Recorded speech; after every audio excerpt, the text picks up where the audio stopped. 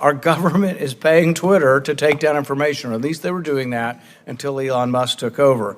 These are big issues. The First Amendment used to be a big issue for both parties. Democrats used to be the greatest of defenders of the First Amendment.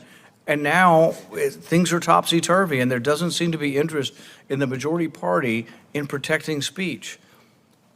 We've gotten to this point where people think the speech is okay if I agree with it or if I think it's right. But if I think it's wrong, if I think it's anti-scientific, by golly, it should be taken down.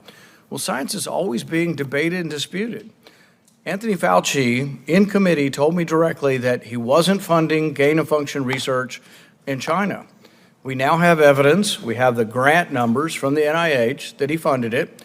And you say, well, he says it's not gain-of-function. We now have an email that came out last week where he says in the email, summarizing a conversation from February 1st, 2020, where Anthony Fauci says, we're suspicious of a lab leak.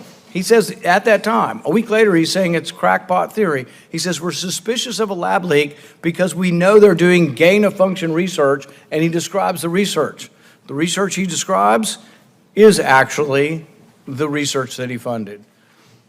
So something's going on here, and there ought to be investigations of all of this, and we should use the committee to try to get into this. 1 million Americans died, and we really haven't thoroughly looked at, could this have come from a lab? If it came from the lab, what are we going to do to try to prevent this from happening? We're 3 years in, and there hadn't been a valid or significant discussion of what are we going to do.